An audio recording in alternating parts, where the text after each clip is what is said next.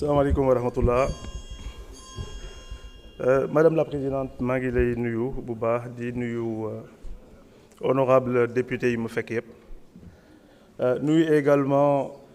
sama collègue yi ministre finance ak Madame la secrétaire d'État porte-parole du gouvernement. Di leen jaajëfal bu baax parce que je pense que mérité nañu un hommage appuyé. Parce que gis naa ne tous les jours ñu ngi fi de 9h jusqu'à minuit mu nekk looloo xam ne yombul yal na yàlla fay leen rafetlu en tout cas ñaari mbir yoo xam ne marqué nañ ma ci assemblée bi parce que man nekkuma gan fi nekkoon na député assemblée bi nga xam ne moo weesu lu ma gis tey je pense que maa ngi koy wax ministre léegi nekk ambiance bonne enfance bu ma gis ci assemblée bi marqué na ma entre ñi nga xam ne ñoo nekk pouvoir ak ñi nekk opposition et loolu je pense que mérite la parce que nekkoon nañ fii tous les jours ñuy échouer ay saaga ak affaire yoo xam ne je pense que nekkul luy rafetal image sunu dëkk donc bu ñu gisee le contraire je pense que rafet na ñu taxaw si ñu magnifier ko et loolu c'est grâce à vous donc maa ngi leen ci delloo njukkal yéen ñëpp. wax ne on peut s'opposer mais mën nañu aussi nekk dans un cadre boo xam ne bu rafet la maintenant pour ñëw ci question yi comme lu ñu ma temps bi bariwul trop je pense que je pourrais même pas répondre à la moitié des questions et même pour répondre de manière ramassée ça risque d'être compliqué parce que domaine yi nga xam ne moom la ñu aborder fii domaine yoo xam ne yu am solo la domaine yoo xam ne yu jar a taxaw aussi indi ay leeral parce que am na ay njuumte yu bari yoo xam ne peut-être dégg nañ ko ci ay confusion de rôle bi ci njëkk peut-être mooy entre prérogative ministère bi ak li nga xam ne moom la CNRA di wax may remercier honorable maître Tall ñëw na ci pour leeral man sax dama bokkul am habitude di tontu directement mais xam nga dañu nekk dans un monde boo xam ne peut-être monde de communication le monde de buzz bu ñu waxee loo xam ne dafa jaxasal xelu nit ñi di ko reprendre sur les réseaux et cetera nekkul loo xam ne parce que damay wax souvent ne l'honorabilité ne se présume point l'honorabilité mooy ñun moomuñu suñu bopp ay ndaw dañuy yónni ñu leen di waxal donc bu fekkee ne am possibilité am ay nit yoo xam ne tëjuñu seen bunt bu amee information yi bu ñu war a jàllale ndaw yooyu jàllale ko day baax bu fekkee ne dañu yor kàddu askan wi am na loo xam ne bu ñu koy wax ñu leerlu loolu jàpp naa ne lu am solo la lu tax may indi précision bi parce que c'est pas la première fois ñuy am na ñoo xam ne nag ils le font parce que xamuñu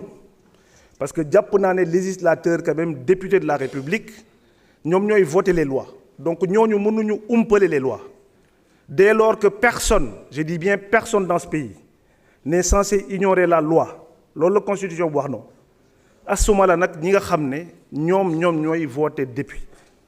moo tax ma bëgg a lever quelques équivoques par rapport ak prérogative bu ministère bi ak li nga xam ne moom mooy rôle lu CNRA le CNRA comme ni ñu ko waxee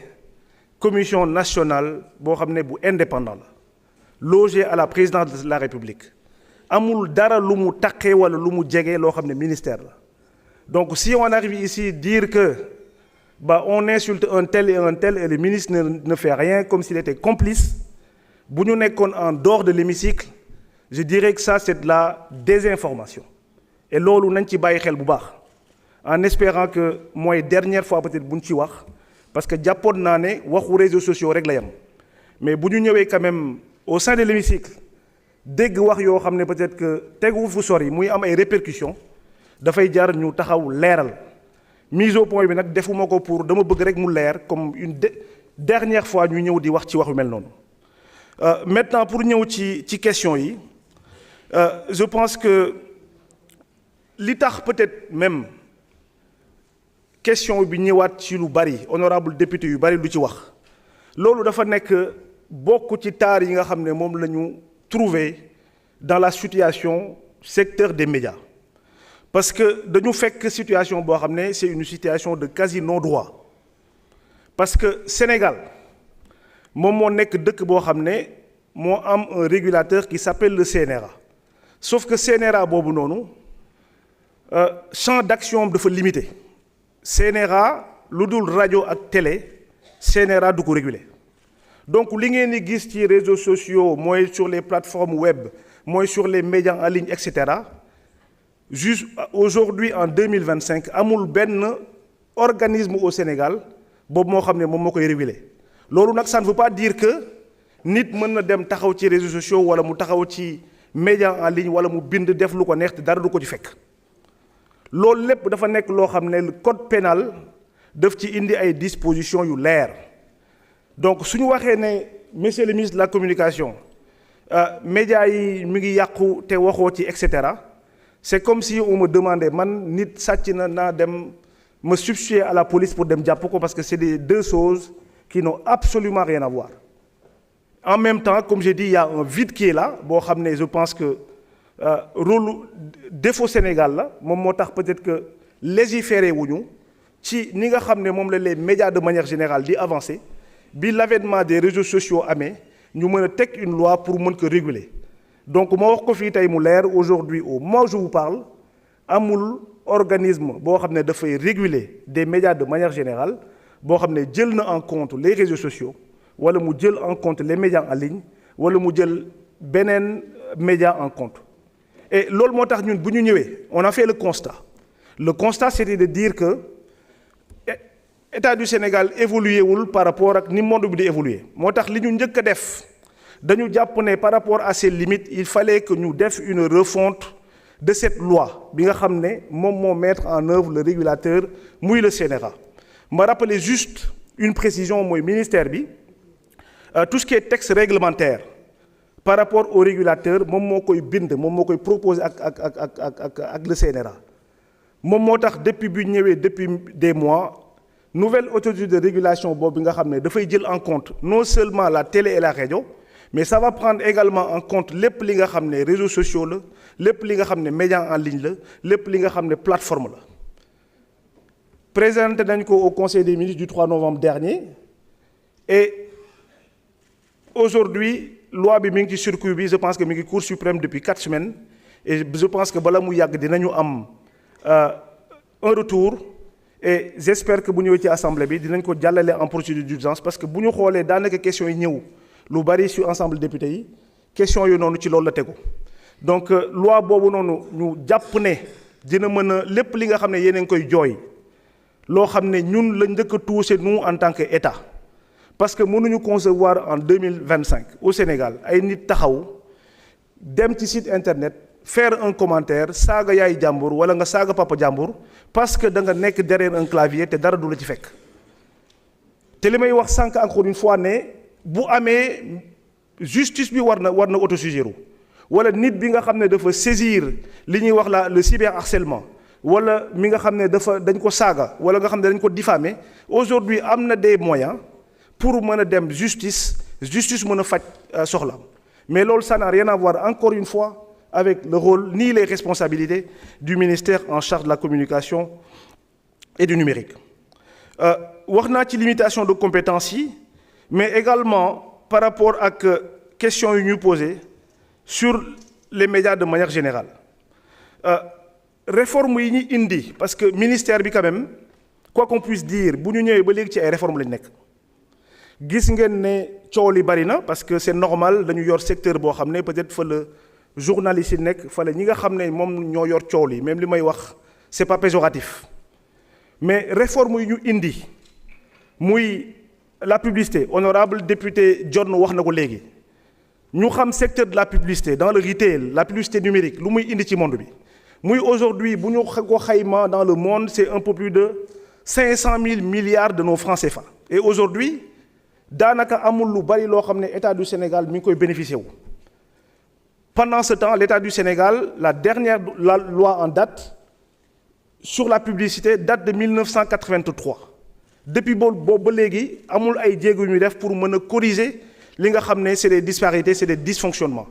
Loolu également ministère bi fare na loi pour que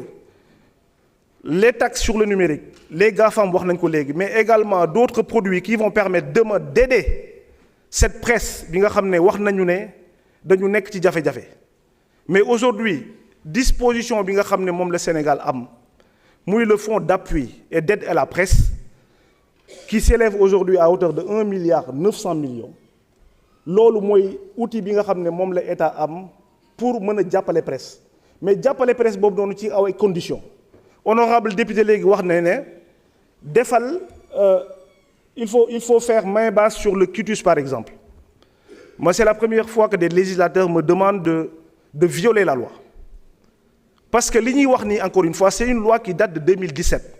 en 2017 nous étions pas encore au pouvoir donc lépp lu ñu ci def pour muy critère nga xam ne dañ koy appliquer dans ce cadre-là c'est pas le président Bassirou Diomaye Faye qui l'a inventé ni le président Ousmane Sonko dañ ko fi fekk muy une loi Sénégal nag dafa am problème man je pense que li may wax tant que ne on est tout le temps critiqué amul lenn loo xam ne dañ ko teg fii parce que si coobare ministre bi la wala si coobare kabiram lépp li nga xam ne ñu ngi koy appliquer dans le cadre de cette loi encore une fois c'est li nga xam ne ci loi la jógee ñun amul on n'a rien inventé donc critères yi yooyu ñuy wax ne dañu téye FADP distribuer ñu ko et cetera ça c'est pas forcément conforme à la réalité dañu ñëw trouver une situation où quand fallait faire le bilan on s'est rendu compte que 1,9 milliard yi nga xam ne moom la ñu alloué à la presse ñu trouvé ne 1,9 milliard yi noonu les 45% les 800 millions étaient servis à autre chose demul woon ci ay médias bi ñu xuusee ba xuus gis ne benn Alioune Sall il se lève un matin il crée un site internet ñu jox ko benn waay boo xam ne peut-être gerte lay jaay ñu jox ko et cetera parce que nous avons fait le croisement entre les comptes en banque yi nga xam ne ñoom ñoo jot xaalisu contribuable sénégalais ak fi nga xam ne foofu la destiné xaalis foofu la waroon dem mais loolu su amee da ngay taxaw seetlu on a fait une conférence de presse on a fait une sortie pour dire que l'argent du contribuable même bu fekkee ne c'est 1 euro c'est l'argent du contribuable il faut bala ñuy avancer ñu xam xaalis boobu noonu fan la dugg et aujourd'hui l'histoire nous a donné raison c'est pour ça nous avons entamé des réformes profondes honorable député en ce moment wax na ko sànq bi ñu ñëwee gis ne il y a une situation d'anarchie généralisée il suffit nga am un téléphone portable pour dire que moi je suis un média mais dëkk bu normal mënul doxee noonu c'est la raison pour laquelle nous avons digitalisé le processus en disant que képp koo xam ne da nga ne nekk nga média parce que nekk média c'est pas Alioune Sall qui le décrète dafa am loi am un règlement boo xam ne mooy déterminer nii mooy entreprise de presse critères yi la war a remplir et cetera ñun on a fait la base de la digitalisation sur ces critères-là sur la loi boo xam ne encore une fois qui date de 2017 nous l'avons pas inventé une première fois au Sénégal ñu am une cartographie claire de kan mooy média au vu des dispositions du code de la presse encore une fois c'est pas média kii sunu xarit la kii et cetera lépp lu ñu def dans ce cadre de ce processus-là ça a été fait de manière transparente je parle sous le contrôle de honorable Alioune Sène on travaille avec l'Assemblée nationale tous les jours parce que su ngeen ñu yeewee 3 heures du matin ne ñu nit bi kañ la enrôlé wu kañ la dugg lan kayit la joxe et cetera on vous le donne à 3 heures du matin parce que tout est sur l'internet et tout est digitalisé donc amul lenn loo xam ne dañu ko tordre wala comme ça a été dit la guerre que vous menez avec les patrons de presse nous avons de problème avec personne aujourd'hui il y a des lois qui ont été votées par l'Assemblée nationale d'accord et ces lois-là n'ont pas été appliquées nous avons fait qu'appliquer ces lois yokkuñu ci 1 franc wàññiwuñ ci dara on a fait strictement appliquer la loi bu fekkee ne nag loolu dañu bëgg a jàpp ne on est sévère parce que dañu appliquer loi est-ce que assemblée bi sax amati na raison d'être parce que bu fekkee ne loi bi mu xam ndax kii il est favorable à Pastef ou favorable c'est impersonnel ñun on ne regarde pas et encore une fois c'est pas le ministère nous avons pour qu'il y ait cette transparence-là et cette équité il y a même un comité indépendant qui gère ce genre de choses donc loolu laa bëggoon a indi ci leeral vraiment ci côté boobu noonu comme que temps bi daf ñu xaj et FADP bi également nous avons voulu pour éviter li nga xam ne moom moo amoon de la même manière que nous avons digitalisé pour aujourd'hui dire qu'il y a tant de médias au Sénégal ce même procédé a été utilisé pour dire que su fekkee ne da nga bëgg am ci aide de la presse bi comme ni ko loi waxee da ngay dem ci internet y a la plateforme nga dugal ces médias dugal les critères et cetera remplir soo remplir les critères loolu c'est pas même si man su ma ko bëggoon sax mënuma ko parce que encore une fois loi la et critères yoo xam ne c'est défini par le code de la presse. Donc pour rassurer les honorables députés yi nga xam ne posé nañ question dans ce sens am na c'est fini.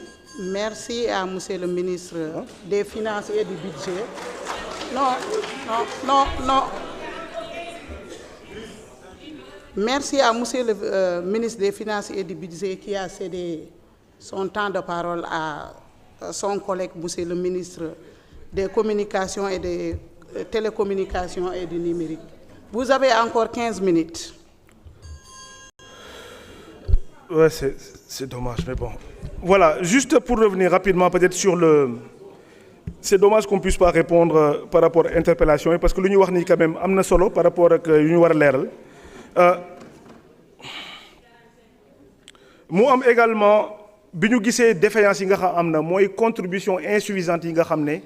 gis nañu ne des acteurs de la presse dañ koy dugal ci gafagu État am na ñu ko ci cité. Je ne peux pas citer d'entreprise, mais bu ñu ñëw fii ci ministère bi l'État du Sénégal lu mu doon recouvrer en termes de redevance c'était moins 100 millions, 85 millions pour être juste. Et sur 2025 nous sommes à plus de 6 milliards parce que am na ay presse yoo xam ne ñi ngi doon nekk ci réew mi peut-être du ñu fay wala li ñu doon fay lu néew la. Donc aujourd'hui on ne peut pas nous reprocher quand même de recouvrer près de 18 ans d'arriérés ci li nga xam ne redevance la te redevance yooyu noonu encore une fois par rapport au développement de la presse fi ñu ko dugal mooy fi nga xam ne peut-être contenu yi nga xam ne wax nañ ko ne contenu yoo xam ne c'est pas conforme à nos mœurs contenu yi nga xam ne ça ne bokkul ak suñuy valeurs socio culte également mu am peut-être ñëw rapidement ci numérique bi parce que sur le numérique également je pense que question bi nga xam ne moom moo gën a ñëw question de connectivité la wax naa ko en commission l'État du Sénégal jusqu'ici am na investissement yu mu bari def ci numérique mais ñun bi ñu ñëwee le président de la République nous a demandé il est même allé jusqu'à dire est-ce que duñu constitutionnaliser droit comme ni ñu amee yeneen droit yi nga xam ne consacré par la Constitution. Donc c'est la raison pour laquelle ñu jàpp ne aujourd'hui 76% de la population bu ñu amul soit amuñu internet wala ci zone blanche lañ nekk wala qualité de réseau bu ñu am c'est une qualité de un service médiocre. loolu moo tax ñu jàpp ne il fallait que ñu am un mix non seulement fibre optique bi nga xam ne ñu ngi koy déployer à grande échelle mais également ñu faire appel à la technologie satellitaire qui va nous permettre inchallah d'ici la fin de l'année qu'on puisse couvrir bépp parcelle de terre au niveau du Sénégal et le déploiement des antennes vont commencer la dernière fois wax na leen ko avant la fin de l'année et loolu ça va permettre d'asseoir une couverture universelle et loolu je pense que li nga xam ne moom la nit ñi di jooy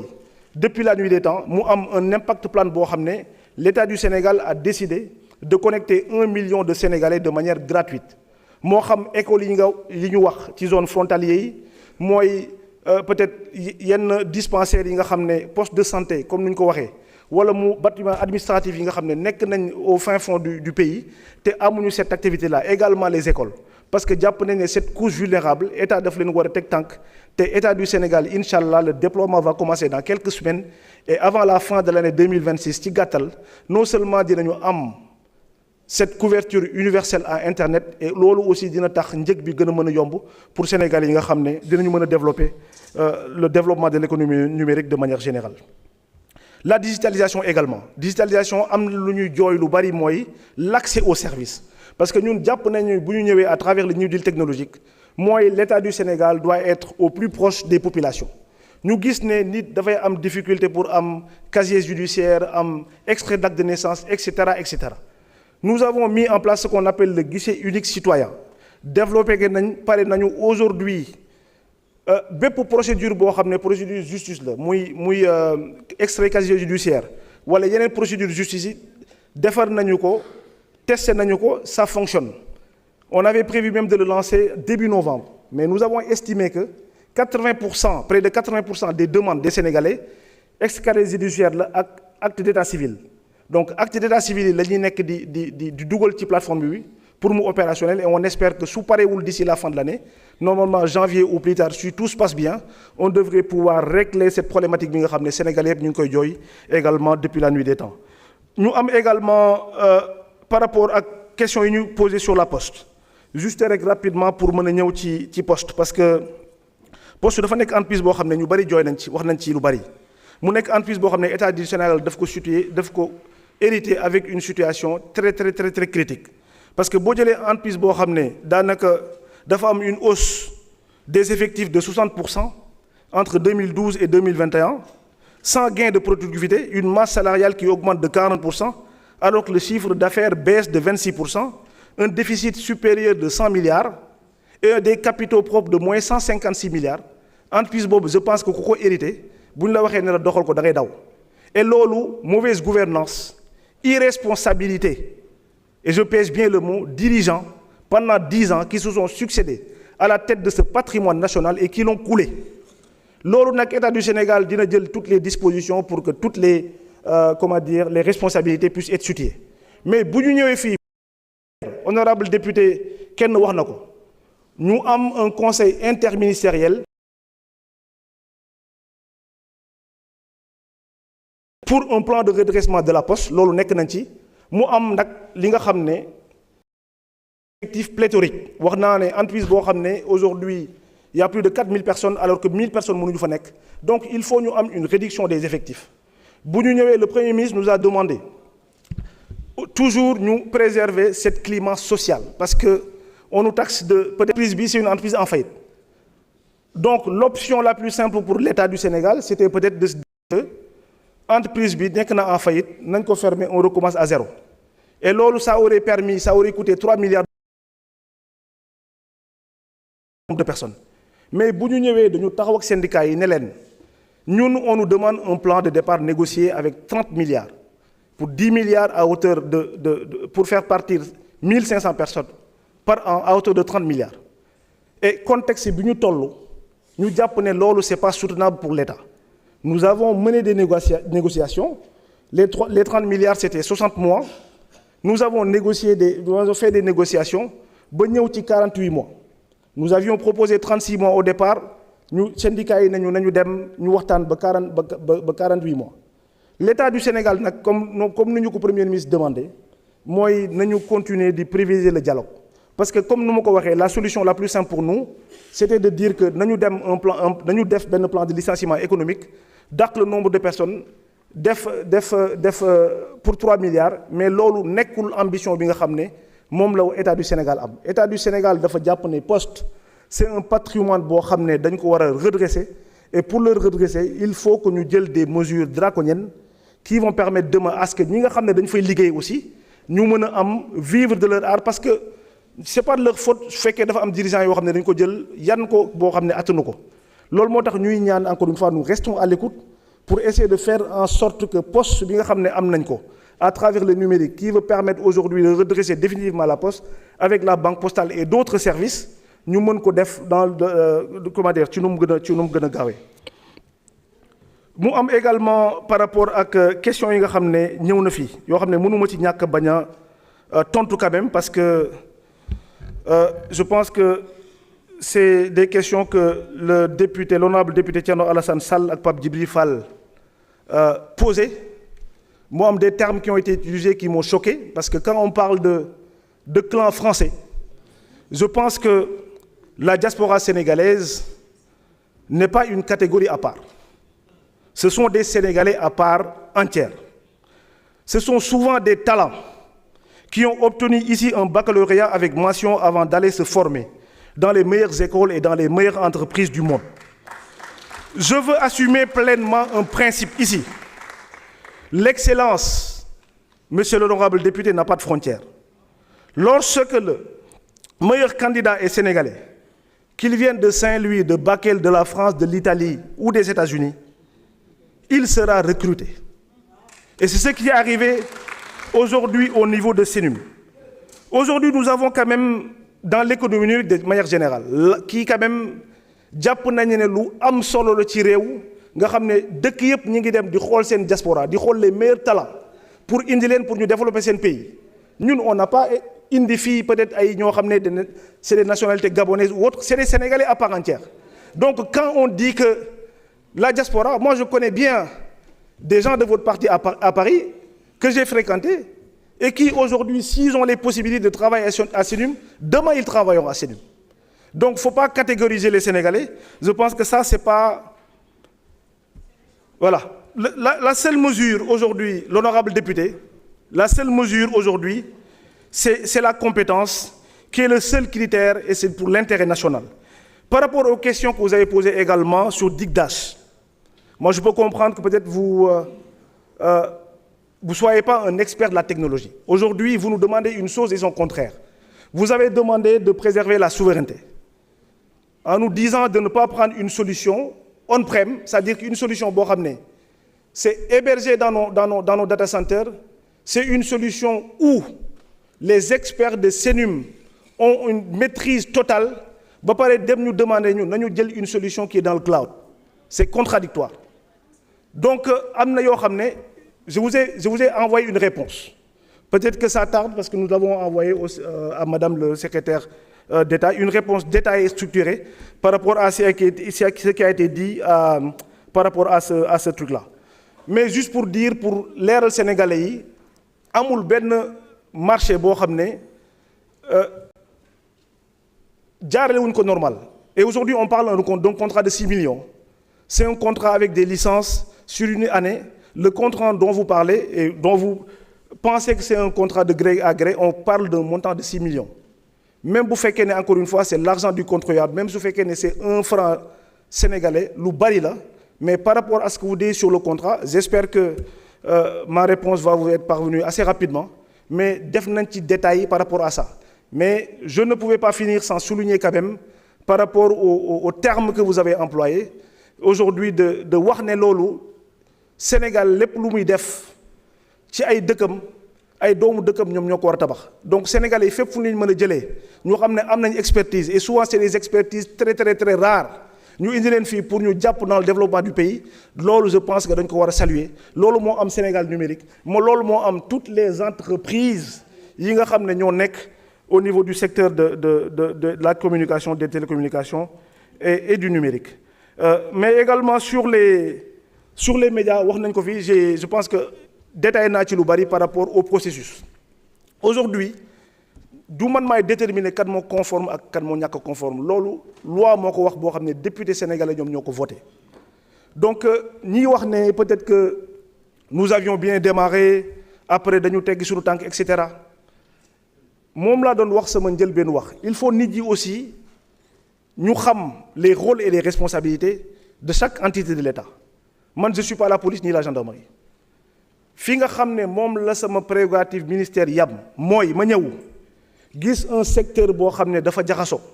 ku nekk di woote ne man média la ma teg des choses des mécanismes pour faire en sorte que la loi puisse être respectée loolu la ñu def. Maintenant ñi conformul encore une fois aux dispositions du code de la presse loolu yeneen entité ñoom ñoo ko war a gérer. Donc le ministère fu mu taxawoon réforme yi mu doon def muy réforme yoo xam ne xam nañ ne du réforme yoo xam ne yu populaire xam nañ du réforme yoo xam ne ça nous a valu d'être traité de colons muy réforme yoo xam ne ça nous a valu d'être traité de monstres. Réforme yooyu noonu tant qu'on est à la tête de ce ministère-là ces réformes-là iront au bout parce que mënuñu nekk dans un pays encore une fois comparé à la région au Sénégal où il y a 32 télévisions, la Côte d'Ivoire à côté plus de 30 millions d'habitants, ils ont même pas moins d'une dizaine de télévisions, même si comparaison n'est pas raison. Mais je veux bien comprendre qu'aujourd'hui bu fekkee ne dañu teg une loi qui dit que kuy nekk média wala ku am télé wala ku am rajo nii nga war a mel ñu def ko bu ñëwee nag demal la loi baaxul comme ni ko honorable Fodé Mané waxee on change la loi mais tant que la loi elle est là elle sera appliquée dans toute sa rigueur. Maintenant pour la difficulté financière loolu xam nañ ko mais loolu lu loo xam ne dafa ñëw ak ñun nan la ñu ñëwee ñu ne 1 milliard 900 millions boo xam ne soo ko séddalee ñu ngi ko ci séddale ñu ci gën a mag 20 millions la ñu am ñu ne ñu léegi c'est de votre faute si les jeunes reporters comme ça a été dit ça et là amuñu seen salaire c'est de votre faute si les entreprises de presse ñu ngi daanu et cetera.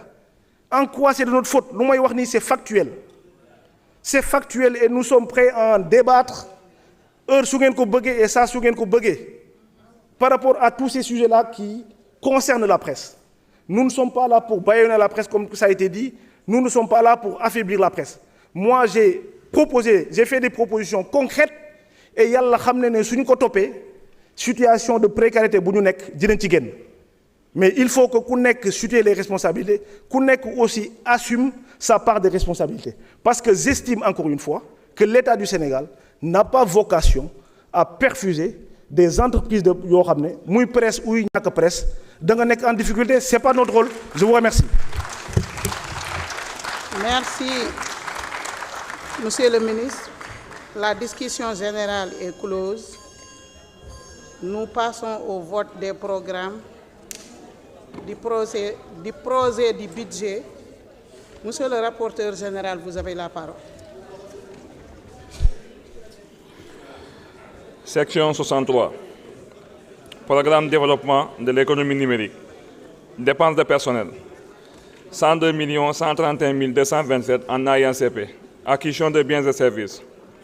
8 181 250 en AINCP. Transfert courant. 6 240 millions en AINCP. Investissement exécuté par l'État. 14 127 411 550 en AIE. 14 113 411 550 en CP. Total programme développement de l'économie numérique. 20 477 724 027 en AIE. 20 463 724 027 en CP.